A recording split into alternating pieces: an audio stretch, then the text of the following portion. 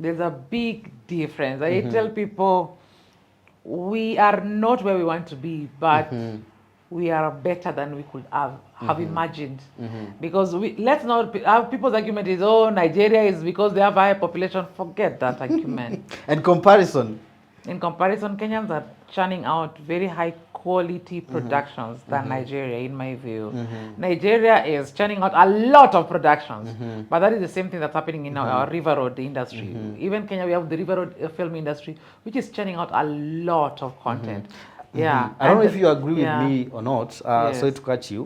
When it comes to this comparison of Nigeria industry and Kenyan industry and Hollywood, it doesn't sit well with me as I'm also a film producer. Yes. It doesn't sit well with me because I believe back in the days when Nigeria had started churning out their own film, Nigerian produced films, in our country, we were still doing films that were done by tourists. Yes, exactly. So tourists used to come, when they do their documentaries, they find a place and say, let's do a Kenyan movie, and they do it. But do you know what has changed that? Education. Nigeria, they started trading in theater arts and film in the 1960s. Well, now here I am telling you that we were the first students in the year 2000. So Nigeria was 40 years ahead of us, even in training people for film. So for a long time, all the films that were being done, were being done by tourists. But because all the other people who are now working in the Kenyan film industry were trained by the whites, and they were trained in the areas of grapes and lighting, because that is where the white man needed hands. You get what I mean? Not directors. They needed hands. Watu wakubeba mizigo, grapes hivi hivi. Weka paleta. Weka paleta. So you'll find that in the area of grapes and lighting and assistant cameras, that's where they used to come. And that's where, as Kenyans, our films are very high quality because that's where we informally learned film.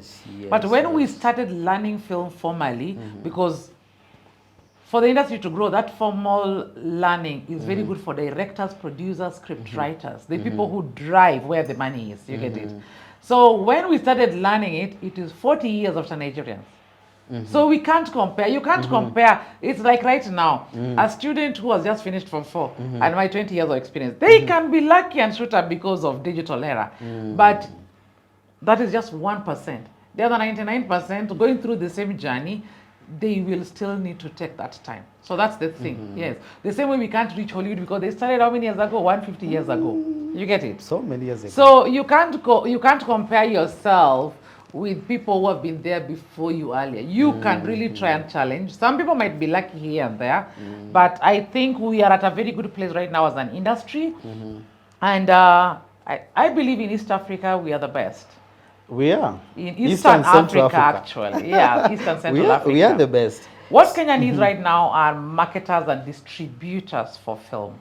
Because we need people talking well about our Kenyan films.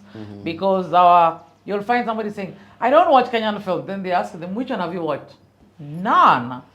But it's because they've had the trajectory over and over again. So we need a marketer to come and start speaking well. Then people will be like, oh, I like Kenyan films, I like.